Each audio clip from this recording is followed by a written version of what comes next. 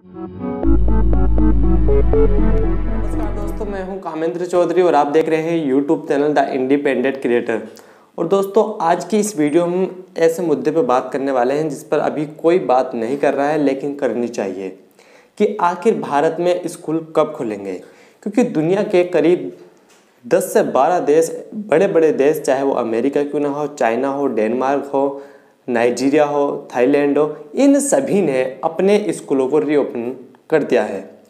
लेकिन भारत में अभी ये काम नहीं हो पाया है। तो आज की इस वीडियो में हम यही बात करेंगे कि आखिर भारत में स्कूल कब खुलेंगे और किस प्रकार से ये खुल सकते हैं। और साथ ही हम ये भी जानेंगे कि दूसरे देशों ने किस तरीके से अपने यहाँ पर स्कूल खोले और भारत में किस तरीके से हम स्कूलों को दोबारा रीओपन कर सकते हैं। तो आज की वीडियो बहुत ही यूजफुल होने वाली है, तो आप हमारे साथ लास्ट तक देखते रहिए और इस चैनल को सब्सक्राइब कर लीजिए, इस वीडियो को लाइक कर दीजिए। दोस्तों, भारत में 16 मार्च को सभी स्कूल और कॉलेज बंद कर दिए गए थे। ऐसा इतिहास में पहली बार हुआ था कि देश में इतने सारे स्कूल एक साथ बंद हुए हों। साथ ही पूरी दुनिया में ऐसा पहली बार हुआ था कि पूरी दुनिया के इतने स्कूलों को एक साथ बंद किया गया था। करीब एक महीने पहले 7 जून को HRD मिनिस्टर रमेश निशंक पोखरियाल जी का एक बयान आया था और उसमें उन्होंने कहा था कि 15 अगस्त तक हमारे देश में स्कूलों को खोला जा सकता है। और उससे पहले हमारे देश के जो चाहे CBSE हो या ICSE बोर्ड हो, इनके एग्ज़ाम करा लिए जाएंगे, साथ ही यूनिवर्सिटी के एग्ज़ाम हो जाएंगे। लेकिन कोरोना वायरस के केसेस बढ़ते चले गए और स्थिति गंभीर होती गई और फिर अंततः हम सब ने देखा ही कि CBSE बोर्ड और ICSE ने भी अपने बच्चों को प्रमोट कर दिया। उनके बोर्ड एग्जाम्स नहीं हो पाए। साथ ही कई यूनिवर्सिटीज़ ने भी अपने स्टूडेंट्स को अगली क्लास में प्रमोट कर दिया और ये प्रमोटिंग हुई है, कई लाखों बच्चों को प्रमोट किया गया है। दोस्तों, जिससे पहले कि हम बात करें कि दूसरे देशों ने कहां पर स्कूल खोले गए, कैसे खोले गए और हमारे देश में क्या व्यवस्था बन सकती है, उससे पहले हम वर्तमान में ये जान लें कि भारत में आखिर कोरोना वायरस का इस समय प्रकोप कैसा है। क्या इस समय कोरोना वायरस के अपडेट है, उसी के आधार पर हम पता करेंगे कि क्या स्कूल खोले जा सकते हैं या नहीं, और नहीं खोले जा सकते तो क्या किया जा सकता है। दोस्तों, अभी इस समय जब मैं ये वीडियो शूट कर रहा हूँ तब तक के आंकड़े इस प्रकार हैं कि भारत दुनिया के जो सूची है देशों में, उसमें तीसरे नंबर पर कोरोना संक्रमित देशों में है। भारत में करीब इस समय से 7.65 लाख से भी ज़्यादा कोरोना वायरस संक्रमित केसेस आ गए हैं और साथ ही करीब 20,000 से ज़्यादा हमारे देश में कोरोना वायरस से मौत हो गई है और रोज़ाना 22 से लेकर 24,000 के बीच में कोरोना वायरस केसेस, नए केसेस आ रहे हैं। और साथ ही 2.65 लोग ऐसे हैं जो अभी इससे संक्रमित हैं और 4 लाख के करीब, 4.5 लाख से ज़्यादा लोग इससे रिकवर हो गए हैं। तो वहीं इस लिस्ट में अमेरिका 3 करोड़ से ज़्यादा केसेस के साथ टॉप पर है और वहीं ब्राज़ील 1.67 केसेस के साथ दूसरे नंबर पर है और उसके बाद तीसरे नंबर पर 7 लाख से ज़्यादा केसेस के साथ इंडिया है। दोस्तों, इसमें यहाँ पर एक देखने वाली चीज़ है कि जो ब्राज़ील और इंडिया के बीच का जो गैप है वो बहुत ज़्यादा है। अगर बात की जाए अमेरिका से तो बहुत ही कम है, लेकिन इंडिया इस समय तीसरे नंबर पर है। और जहाँ से ये वायरस स्टार्ट हुआ था, यानी कि चीन, जहाँ से ये वायरस निकला था, वो इस समय इस लिस्ट में 22वें पायदान पर है और वहाँ पर अब सिर्फ मात्र 7 केसेस रोज आ रहे हैं और कुल संक्रमित संख्या 87,000 के करीब वहाँ पर है। तो कहीं ना कहीं चाइना ने इस पर जल्द ही कंट्रोल कर लिया और पूरी दुनिया को ये बीमारी दे दी और अपने आप इससे रिकवर हो गया। ये एक अलग विषय है, लेकिन हम इस समय बात कर रहे हैं स्कूल पर कि आखिर स्कूलों की रीओपनिंग की जा सकती है या नहीं। अमेरिका में इतने ज़्यादा केसेस होने के बाद भी डोनाल्ड ट्रंप लगातार स्कूलों को खोलने की बात कर रहे हैं। कहीं ना कहीं इसके पीछे कोई बड़ी वजह है, क्योंकि इस समय बच्चों को घर पर बैठाना कहीं ना कहीं अपने आने वाले भविष्य के साथ हम खिलवाड़ कर रहे हैं, क्योंकि बच्चों की पढ़ाई में इरेगुलरिटीज़ ठीक नहीं है और उसी चीज़ को अमेरिका चाह रहा है कि जल्द से ऐसे इलाकों में स्कूल खोले जाएं जहां पर कोरोना वायरस संक्रमित लोग कम हैं। अगर दोस्तों इसमें कोरोना वायरस में एज फैक्टर को अगर हम देखें तो किसी भी ऑफिशियल वेबसाइट या किसी स्वास्थ्य मंत्रालय की वेबसाइट पर तो इस तरीके के डाटा नहीं मिलेंगे, क्योंकि स्वास्थ्य मंत्रालय नहीं चाहता कि युवाओं को पता चले कि युवाओं की जो रिकवरी रेट है वो इससे ज़्यादा है। नहीं तो सब जो युवा हैं वो इसमें खुलेआम सरकार के द्वारा दी गाइडलाइंस की धज्जियां उड़ाएंगे और अपने आप को सुपरमैन समझने लगेंगे। इसलिए लेकिन पर कुछ न्यूज एजेंसी ऐसी हैं जिन्होंने एज फैक्टर पर डाटा बनाए हैं। आप अपनी स्क्रीन पर देख सकते हैं कि किस प्रकार से जो 60 साल से ज़्यादा की उम्र के लोग हैं या किसी बीमारी से पीड़ित हैं, उनकी मौतें ज़्यादा हुई हैं, उनकी मोर्टेलिटी रेट जो है वो ज़्यादा है। और वहीं बात करें अगर हम यूथ की, जो युवा लोग हैं, जो 18 से 30 साल के बीच के उम्र के लोग हैं, उनका रिकवरी रेट हाई है और कुछ ही लोग उसमें मरे हैं, उनका मोर्टेलिटी रेट बहुत कम है। तो कई प्रकार से अगर देखा जाए तो युवाओं को इससे खतरा कम है, लेकिन जो लोग पहले से बीमार हैं या फिर उनकी एज ज़्यादा है, 60 साल 40 साल से ज़्यादा, उनको इस वायरस से ज़्यादा खतरा है। तो इस चीज़ में यहाँ पर हम एक चीज़ देख सकते हैं कि जो अधिकतर हमारे स्कूल में टीचर्स होते हैं उनकी एज क्या होती है। साथ ही हम ये भी देख सकते हैं कि चाहे वो युवा हो चाहे कैसा भी हो, लेकिन अगर कोई भी बच्चे की जो इम्यूनिटी पावर है वो कम हो सकती है, वो किसी बीमारी से संक्रमित भी हो सकता है या किसी बीमारी को उसको पहले से हुई हो सकती है। तो यहाँ पर एक चीज़ ये भी देखने की है, अगर हम डेथ रेट की बात करें तो भारत में जो डेथ रेट है, मोर्टेलिटी रेट है, वो सिर्फ 3% है। बाकी जो रिकवरिंग रेट है वो 60% रिकवरिंग रेट है। और आज ही WHO ने भारत की इस स्थिति पर सराहना की है कि इतने सारे केसेस होने के बाद भी जो रिकवरी रेट है वो ज़्यादा है और डेथ का रेट कम है।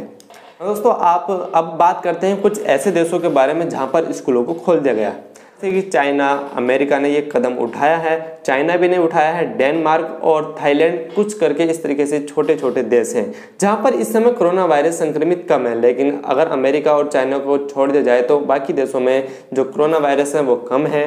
और इस प्रकार से देखा जाए तो वहाँ पर ऐसे इलाकों में स्कूलों को खोला जा रहा है जहाँ पर संक्रमितों की संख्या कम है। और साथ ही बहुत सारी प्रिकॉशन, दिशा निर्देश स्कूलों को दिए गए हैं कि वहाँ पर उचित दूरी बनाए बच्चे, और एक क्लास के बच्चों को ही जाके बुलाया जा रहा है एक निश्चित तरीके से।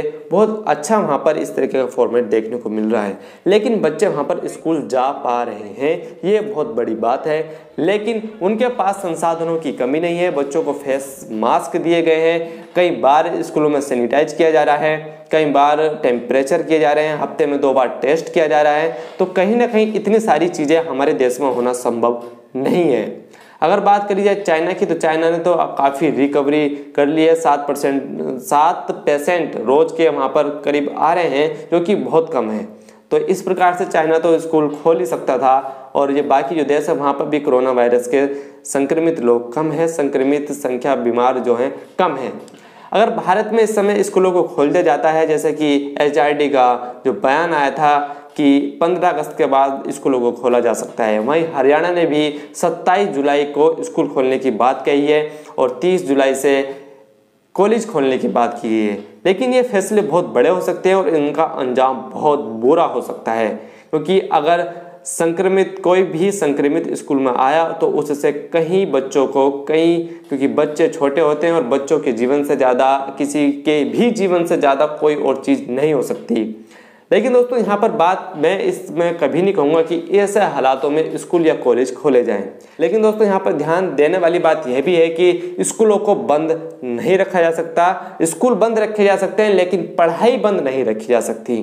तो यहाँ पर कहीं ना कहीं हमारे सरकार को इस चीज़ पर ध्यान देना चाहिए कि हम कुछ ऐसा ऑनलाइन प्लेटफॉर्म लेकर आएँ जो सिर्फ एक स्कूल का स्पेसिफिक हो, उनके पास ID पासवर्ड हो कि उस स्कूल के बच्चों से उसी स्कूल के टीचर जुड़ सकें या उन टीचर से बच्चे जुड़ सकें, कि एक पूरा वहाँ पर क्लाउड बन जाए, पूरी अच्छे से वहाँ पर स्टडी हो, 4 से 5 घंटे तक लंच ब्रेक भी हो, प्रेयर भी हो, सब कुछ, कि इतने बजे यहाँ पर आपको ऑनलाइन आ जाना है इस प्लेटफॉर्म पर और यहाँ तक आपको इसमें क्लासेस लेनी है। क्योंकि व्हाट्सएप के द्वारा वीडियो बना कर भेजना और इस तरीके से जो स्टडी की जा रही है इस समय, ये बिल्कुल भी फ़ायदेमंद नहीं है, बिल्कुल यूजलेस है। कोई बच्चा देख लेता है, कोई होमवर्क पूरा कर लेता है तो कोई नहीं। यहाँ पर एक पूरा अच्छे से स्ट्रिक्ट रूप से माता पिता भी ध्यान दें और टीचर्स भी ध्यान दें, अटेंडेंस के साथ बच्चों ने क्लास ली या नहीं ली, कितने बच्चे ऑनलाइन में प्रेजेंट थे नहीं थे, इस पर ध्यान देने की जरूरत है। और इस सिस्टम को खड़ा करने की इस समय मैं समझता हूँ ज़रूरत है,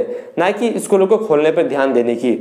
यहाँ पर किस प्रकार के संसाधन हमारे देश के बच्चों को चाहिए, टीचर्स को चाहिए, वो जुटाने की ज़रूरत है। कहीं ना कहीं स्कूल वालों को अब फीस न लेकर बच्चों को इस तरीके के सोशल गैजेट्स दे देने चाहिए, जिससे वे स्कूल के द्वारा स्कूल से अच्छे से कनेक्ट हो सकें। जो स्कूल छोटे हैं, जो इन तरीके का प्रबंधन नहीं कर सकते, उनको बड़े स्कूलों के साथ डील कर लेनी चाहिए कि हमारे बच्चे भी आपके पोर्टल पर आकर पढ़ सकें, और इस तरह की कोई डील वहाँ पे हो जानी चाहिए। लेकिन कुल मिलाकर ये पढ़ाई सुचारू रूप से चलनी चाहिए और बच्चों को समझ में भी आना चाहिए, नॉलेज भी आनी चाहिए, और कहीं ना कहीं एग्जाम भी अच्छे से हो पाए। इस पे ध्यान देने की बहुत ज़रूरत है, क्योंकि इस स्कूल फैक्टर से हमारे कई लोगों का रोजगार जुड़ा हुआ है। अगर गवर्नमेंट स्कूलों की बात छोड़ दें तो यहाँ पर बड़े रूप से भारत में प्राइवेट स्कूलों में शिक्षा दी जाती है, बच्चे पढ़ते भी हैं और टीचर्स पढ़ाते हैं। तो जो टीचर्स पढ़ाते हैं उनको पिछले कुछ 4 महीने से कोई सैलरी नहीं दी गई है, जो कि फुल्ली रूप से प्राइवेट स्कूलिंग पर डिपेंड थे।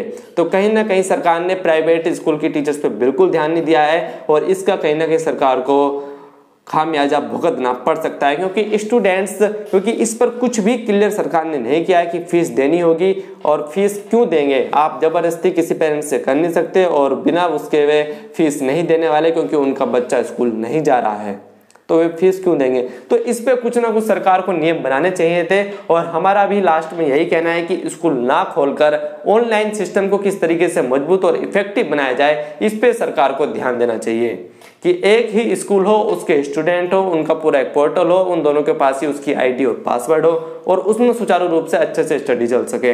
जो बड़े बच्चे हैं उनको अगर लैब का वर्क है तो लैब के लिए कहीं ना कहीं हफ्ते में एक क्लास के बच्चों को सोशल डिस्टेंसिंग का ध्यान रखते हुए लैब के लिए बुलाना चाहिए। ये एक मेरा खुद का एक अनुभव है, क्योंकि मैंने एक देश के उसमें पढ़ा है।